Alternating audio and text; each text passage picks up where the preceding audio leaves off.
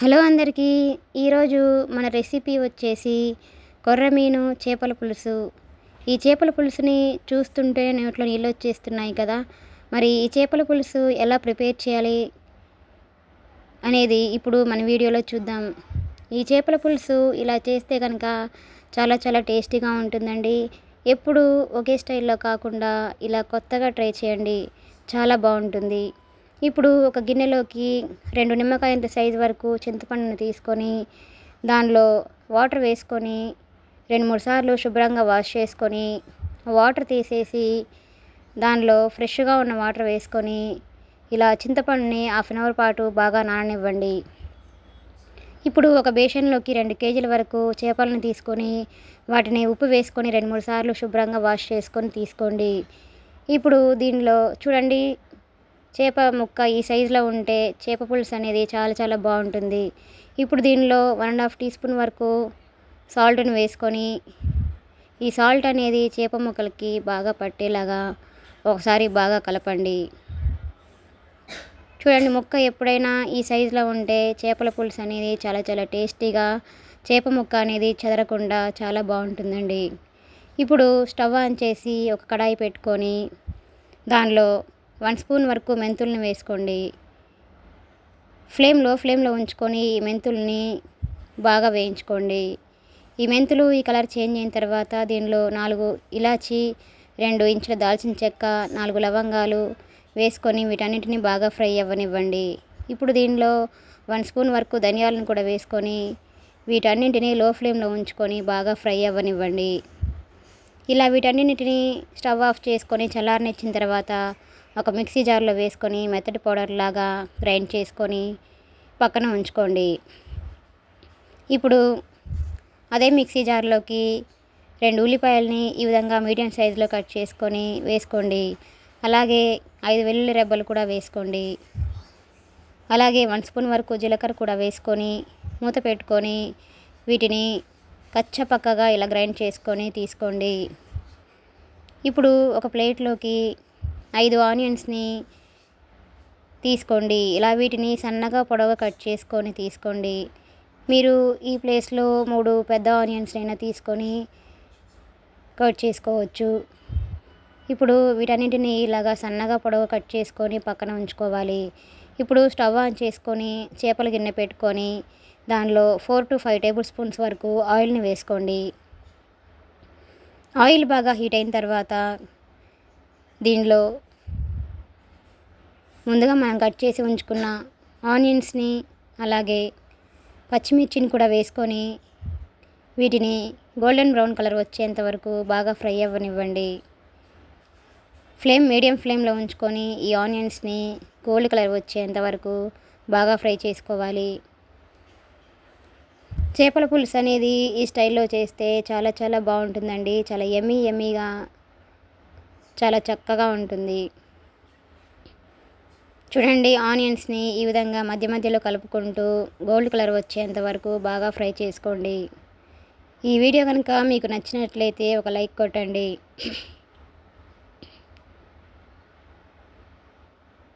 ఈ చేపల పులుసు ఇలా చేస్తే కనుక చాలా చాలా బాగుంటుందండి. చూడండి, ఆనియన్స్ ఈ విధంగా గోల్డెన్ బ్రౌన్ కలర్ వచ్చేంత వరకు ఫ్రై చేసుకున్న తర్వాత ఇప్పుడు దీనిలో మనం ముందుగా గ్రైండ్ చేసి ఉంచుకున్న ఆనియన్స్ అలాగే వెల్లుల్లి పేస్ట్ని కూడా వేసుకొని ఈ పేస్ట్ అంతా పచ్చివాసన పోయేంత వరకు బాగా ఫ్రై అవ్వనివ్వండి. మీడియం ఫ్లేమ్లో ఉంచుకొని వీటిని బాగా ఫ్రై అవ్వనివ్వండి. ఇలా ఆనియన్ పేస్టు పచ్చివాసన పోయిన తర్వాత ఇప్పుడు దీనిలో 1.5 టీ స్పూన్ వరకు అల్లం వెల్లుల్లి పేస్ట్ని కూడా వేసుకొని అల్లం పచ్చివాసన పోయేంత వరకు బాగా ఫ్రై అవ్వనివ్వండి. అల్లం ఎప్పుడైనా అప్పటికప్పుడు ఫ్రెష్గా వేసుకొని చేసుకుంటే చేపల పులుసు అనేది చాలా చాలా టేస్టీగా ఉంటుందండి. చూడండి, అల్లం ఇలా పచ్చివాసన పోయిన తర్వాత దీనిలో 1/2 టీ స్పూన్ వరకు పసుపు వేసుకోండి. అలాగే దీనిలో 2 స్పూన్స్ వరకు కారం కూడా వేసుకోండి. స్పైసీ కొంచెం ఎక్కువగా ఇష్టపడే వాళ్ళైతే 2.5 స్పూన్స్ వరకు కారంని వేసుకొని వీటన్నింటినీ ఒకసారి బాగా కలపండి.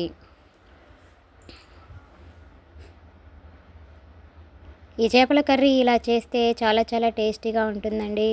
చిన్నపిల్లలు కూడా చాలా ఇష్టంగా కూడా తింటారు. ఇప్పుడు మనం ముందుగా నానబెట్టి ఉంచుకున్న చింతపండుని ఈ విధంగా బాగా పిసుక్కొని ఈ చింతపండు రసాన్ని ఇలా ఒక బౌల్లోకి తీసుకొని ఉంచుకోవాలి. మీకు పులుపు కొంచెం ఎక్కువగా కావాలనుకుంటే చింతపండుని కొంచెం ఎక్కువగా యాడ్ చేసుకొనైనా తీసుకోవచ్చు. ఇప్పుడు దీనిలో ఈ చింతపండు రసాన్ని కూడా వేసుకొని అలాగే దీనిలో తగినన్ని వాటర్ కూడా వేసుకొని ఒకసారి బాగా మిక్సింగ్ చేసుకోండి. ఇప్పుడు దీనిలో టేస్ట్కి తగ్గట్టుగా సాల్ట్ని కూడా యాడ్ చేసుకొని వేసుకోండి.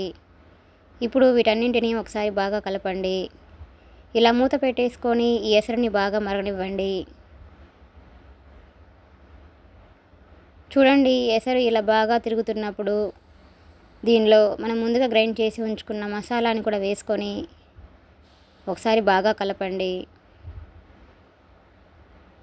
ఫ్లేమ్ హై ఫ్లేమ్లో ఉంచుకొని మరికొద్దిసేపు ఈ చింతపులుసుని బాగా మరగనివ్వండి.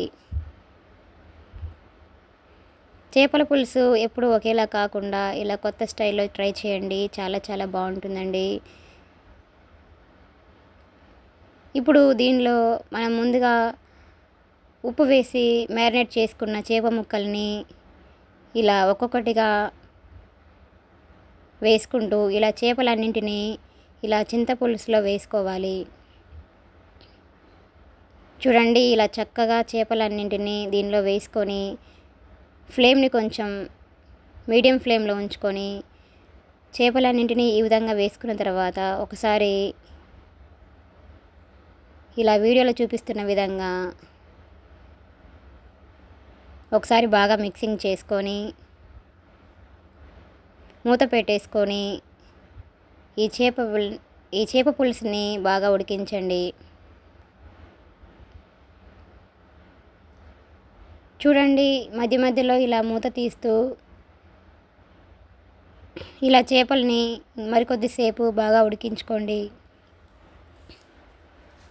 ఇప్పుడు దీనిలో కొంచెం కొత్తిమీరను కూడా వేసుకొని అలాగే ఇప్పుడు మూత పెట్టేసుకొని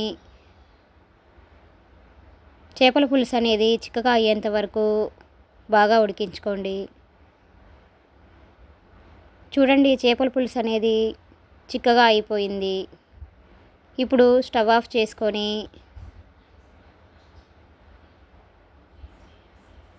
స్టవ్ మించి కిందకు దించేసి ఇలా రెడీ అయిన ఈ చేపల కూరని ఒక ప్లేట్లోకి తీసుకుంటే ఎంతో యమ్మీగా ఎంతో టేస్టీగా ఉండే కొర్రమీను చేపల పులుసు రెడీ అయిపోయినట్లే. Please subscribe my channel, like, share and comment. మరిన్ని మంచి వీడియోస్ కోసం మన ఛానల్ని సబ్స్క్రైబ్ చేసుకోండి. చూడండి, చూస్తుంటేనే తినాలనిపిస్తుంది కదా. చాలా చాలా టేస్టీగా ఉంటుందండి. Thanks for watching.